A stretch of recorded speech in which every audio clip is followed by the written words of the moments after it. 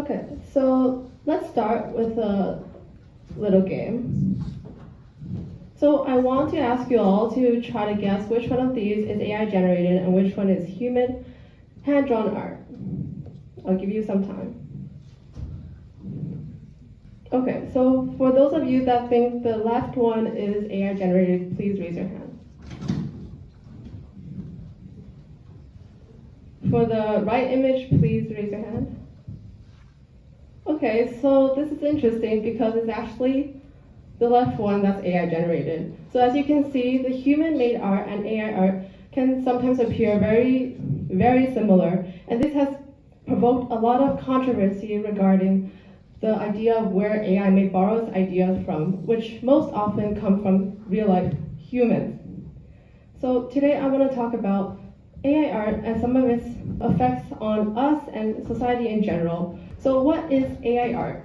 So AI art is basically intelligence exhibited by machines and particularly computer systems. And the beginning of its artistic journey can date back to the mid-1800s, when Ada Lovelace, often considered the mother of computer science, raised the question of whether artificial intelligence systems and computers were capable of more than just calculations. Were they capable of making art?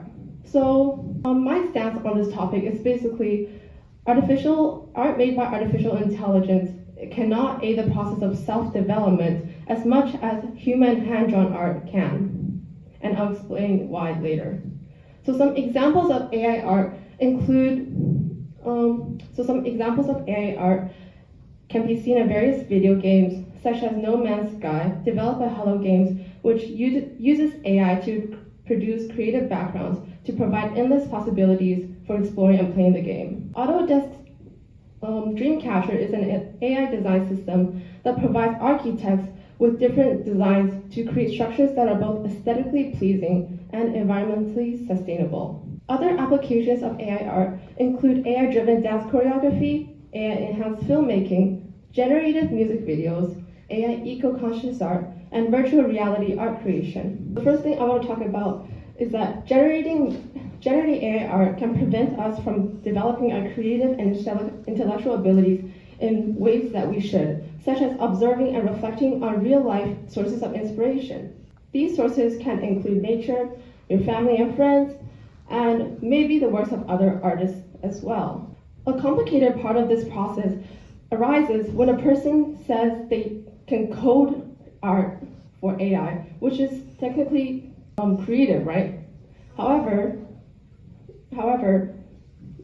the image created by AI does not technically involve any emotion, but merely collects information online. So a very significant part of human created art is that we observe our surroundings and take in all the details around us to create this art. And I can confirm this as I'm an artist myself. As an artist, I can confirm this, as before I started drawing frequently for fun, I would just see an object as a tree, a desk, or an apple, for example. But now I can see all those things as a work of art.